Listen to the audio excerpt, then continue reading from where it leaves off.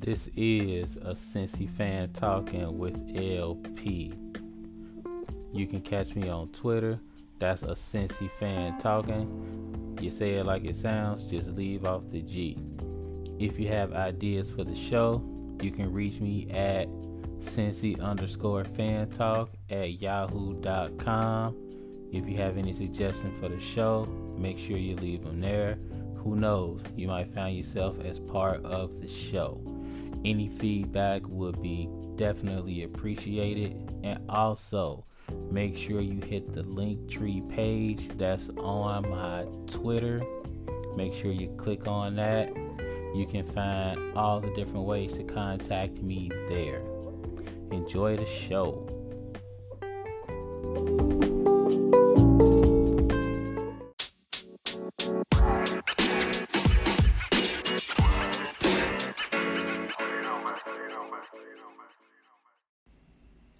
What's going on? Welcome to another episode of a Cincy Fan Talking with LP. And this is LP. Welcome back. Appreciate y'all coming back for another episode. Took a little week break. We're going to get into that in a little bit. We're going to talk about that. But before we start, I want to say rest in peace to Chadwick Boseman. I want to say rest in peace to John Thompson. Two real-life superheroes in my book. They did it in different ways. One in acting, one in sports. There'll be better words coming from people that real life do this for a living. So for me, the word superhero, it take on different connotations. I mean, people throw that word around liberally. You know, they just toss the word superhero around a lot. But when it came to Chadwick Boseman and when it came to John Thompson, they were real live two superheroes. From the way they carried themselves in real life and from the way they carried themselves and how they did their business. From the way John Thompson coached and how he carried himself on and off the court. How he upheld coaching for black men, how he did that. He was a real life superhero. How Chadwick Boseman, how he was fighting colon cancer unbeknownst to any of us and was still holding down roles. He was a real life superhero. Like, they both really were. So I just want to say rest in peace to both of them. And like I said, there are going to be people out here that'll be giving them props that'll do this a lot better than me. But I just wanted to put that out there and say rest in peace to both of them. So just wanted to say that. So if you follow me on my pod, then you know that I went dark for a week. No podcast for me. No social media for me at all. I just went silent on all social media accounts for the whole week. Basically from Tuesday to Tuesday. When I say all social media, that's basically Twitter because that's all I got. I don't have anything else except the Twitter. And in that week, I just really been doing a lot of thinking. Just really thinking about all the craziness that's been going on. Really, because I really haven't taken a break from podcasting or anything like that. You know, just every week, just going at it. You know, kind of went 2 times a week for a little bit. Just going with it. And I just kind of took this week to just really let everything marinate, you know. And I figured I just better explain how this whole thing came about. I really didn't want to put the whole fanfare into it. I really didn't even want to talk about why I did this, but I figure, I got people that listen to me now. Whereas before, when I first started this, it was just really family. I had like two people listening, so and nobody really give a shit. So here's how this really came about. I was getting everything together.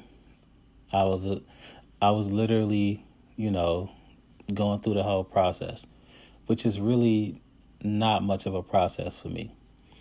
I basically go to my bedroom and I I just start running it for real. That's basically how it goes. I get my topic. I kind of lay it out in front of me. I know what I want to say. I kind of let it spin in my head, and then it comes out. However it comes out, that's how you get it. But I knew I was going to start talking about what happened in Kenosha. But as soon as I hit play, I was like, I don't want to talk about this shit. Like, I really don't. It was like I was about to start saying the same shit I was saying in June. I was about to say the same shit I was saying before. Not only is it repetitive, it just starts getting sickening. Like, I literally felt like I was about to throw up. I really did. And not only that,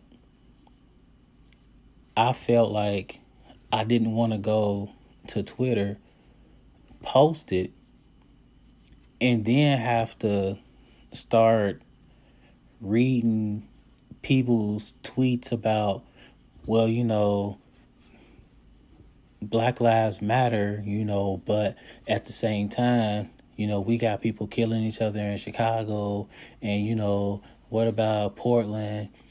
And, it's all about peaceful protest, and, we need to protest peacefully. And do people hear themselves when they say shit like this? Like, think about it. You telling me that in order for the police to stop killing us, we got to stop killing ourselves in our communities. Think about this. Like, real life, think about this. For one, people acting like we don't care about what's going on in our communities. We've been telling people about what's going on in our communities for decades. We've been telling y'all this. We've been asking for help in our communities for decades. But when we start saying Black Lives Matter, the shit gets spinned around on us like we don't care. Like, it's crazy. We say Black Lives Matter, and then people say to us, well, all lives matter. Did all lives matter to you back in LA in 84? When we was asking for help in 84 in LA? Did all lives matter in Detroit, in Chicago in the early 90s? Did all lives matter in Cincinnati in 2001? All lives didn't matter back then, but now all lives matter now when we start saying Black Lives Matter. Like, it's crazy. Like, people try to spin it on us when we want help now. Like, it's absolutely crazy. We know all lives matter. We get that. We saying Black Lives Matter now, and we saying lives matter in Chicago, and we saying lives matter in Los Angeles, and we saying lives matter in Cincinnati. We saying Black Lives Matter everywhere. That's what we saying. People trying to make it convenient because they don't want to talk about what's happening in Kenosha, in Minneapolis. That's the thing. Like, parents do this shit.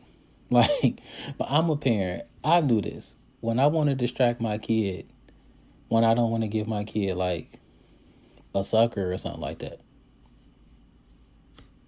Like, I want a lollipop. Well, did you clean your room? Like, it's a distraction technique. That's basically what's happening to us. Black Lives Matter. Oh, well, all lives matter. Stop killing us in the streets. Well, stop killing yourself in the street. It's basically a distraction technique. And the thing with a distraction technique is once we fix one problem, you'll think of another problem. That's the thing. We'll never get the problem fixed enough for you to fix the problem that we want you to solve. That's the thing about the distraction techniques that's going on with us. Once we solve the problems that we want, something else will pop up. This is what Malcolm X was talking about in the 60s. Like, this is what the nonviolent detractors were talking about. They were saying, okay, you're preaching nonviolence, but what's going to happen is once you give them what they want, they're going to think of something else. I mean, it's absolutely crazy. It's like you can't win. You're nonviolent, you don't get hurt. So you protest, and you're still not violent, but you're just stating your cause. And then you're called violent. So then you're treated with force. It's a no-win situation. And by the way, nonviolent people get killed too. I mean, Dr. Martin Luther King was assassinated. It's a no-win situation for black people in America. I mean, you're nonviolent, you're a threat. You protest, you're a threat. And when I start thinking about all of this stuff, I'm like, I just felt like I just needed to kind of sit this out for a week. And I'm sure once I open up my Twitter, it's going to be, what did you solve? What did you prove by sitting out a week? Absolutely, positively nothing. Because for me, it was nothing to prove to anybody. For me, it was me getting away from everything that I would have saw that was negative. Every now and again, you have a platform, no matter how big, no matter how small, and you just need to use your platform for something a little bit different. I was saying this about the NBA, and I was happy that the NBA finally saw what I was saying. Your platform is to be used however you want to use it. Everybody was saying, hey, NBA, you have to use your platform. You have to speak out. But sometimes silence is best. Sometimes your platform, the best way to use it is to say nothing. And I just felt it was best for me to say absolutely nothing. And that's basically what I chose to do. Because what more can you possibly say about what's going on in America for people like myself? What more can possibly be said that hasn't been said already? I mean, it's time to do at this point. And I'm glad the NBA finally did something. And I felt like it was at the point for me where you can't really talk anymore. I felt like we had talked this thing to pieces. We talked it to death. Like, what are we going to gain by talking? At some point, action had to take place. And I felt like me saying nothing was at least me feeling like I was doing something. Me not opening Twitter for a week felt like I was actually doing something. Like, I felt like I wasn't performing. I felt like I wasn't in action mode. which really felt good for me because it opened me up to do a whole lot of other things. I can kind of think about different things I could do once I got back on Twitter, like collaboration things I can do and things like that. So I felt really good about that. So that was kind of my small part that I could do. And I can definitely admit that that's small. It's minor. It's minuscule. But when you add that up with all the other things that somebody like myself can do, reach out to the kids that I teach, let them know certain things, things to do, things not to do, all those small things add up. And I'm always encouraging people, do the small things, do the little things, because of those little things, they add up. And of course, vote. I don't care what anybody says. Like, you can't convince me anymore that voting is not the thing to do, especially in Ohio, where voting is tied in with jury duty and things like that. Voting is so key. So definitely vote. We're gonna do a little bit more with this time, so we'll be back in a minute. This is Cincy Fan Talking with LP. Be right back.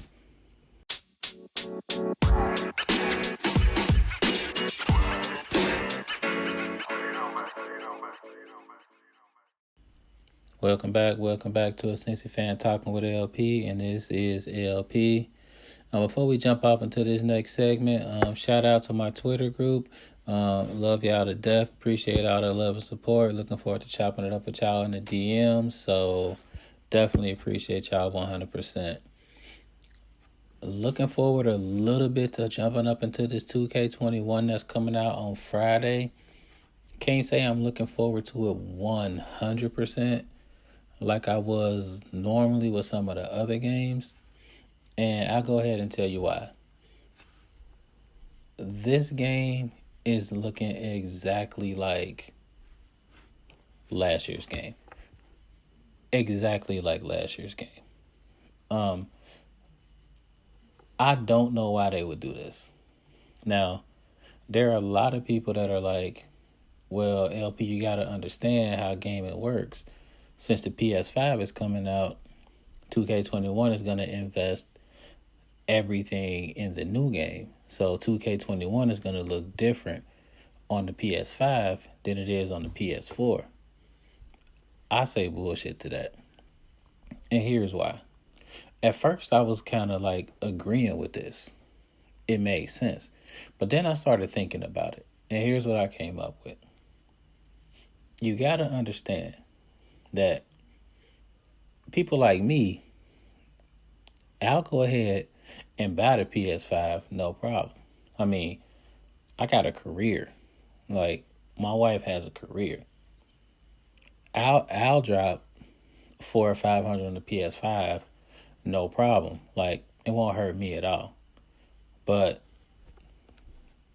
a lot of people aren't going to spend $500 on the PS5 and then another $100 on the game. That's $600. A lot of people aren't going to do that. They'll just keep playing the game that they already have. So what you might want to do is invest money in that game as well. You would think it would be fair to invest money in a brand new game. You would think that would make sense. But what 2K decided to do was basically make this game look exactly the same as last year's game and then put all the bells and whistles in the brand new system. I don't know how that's going to work out. I mean, it literally looks exactly the same. I was playing the demo, and my wife looked up at the demo, and she was like, I thought this was a new game. I was like, it is the new game. She was like, this looks just like your old game. I was like, oh, shit. I mean, it literally looks like last year's game. So I'm hoping that once we see the entire game, it'll look more different. I mean, from some of the clips that we've been seeing, I think some parts look different, but for the most part, it looks the same. Honestly, I don't know why I'm surprised. I mean, when you're dealing with a sports game, sports games tend to look exactly the same because they figure you're gonna buy it anyway. I mean, real talk. I mean, when has a sports game looked different? Honestly, sports games tend to look exactly the same from year to year to year to year, and then we keep buying it like dummies because we just want the new shit. But the games just tend to look the same. So at some point, we as consumers either got to be like, look, we're not going to keep paying for the same old shit until you fix it, or we just going to keep bending over and taking it. So we got to demand better. And maybe PS5 will be better. We'll see. But me as a gamer, like, and I'm speaking to the gaming community, we have to be like, look, we got to demand better. Even if this is the PS4 and this is the last game of this generation or whatever, we got to demand better. We got to stop throwing bad money out the good. I mean, it can't be like that. Just saying. I mean, that's how it has to be. We're going to go ahead and get up out of here. Expect regular content. That was a 1 week break again. It wasn't a planned break, but it was something that had to happen. So, not apologizing for it at all. But if you were expecting a Cincy fan talking with LP, I will say it was something that had to happen for my sanity and for the good of the podcast. So on behalf of the listening public, I will say I should have given more foresight to the public. I mean, I should have put it out there a little bit sooner. I mean, it was a spur of the moment thing, so I will do a little bit better in informing you guys on something like that happening. So I'll do a little bit better on that. So please forgive me on that part. But until we meet again next Tuesday, as always, life is good. I'll catch you guys later. Peace out.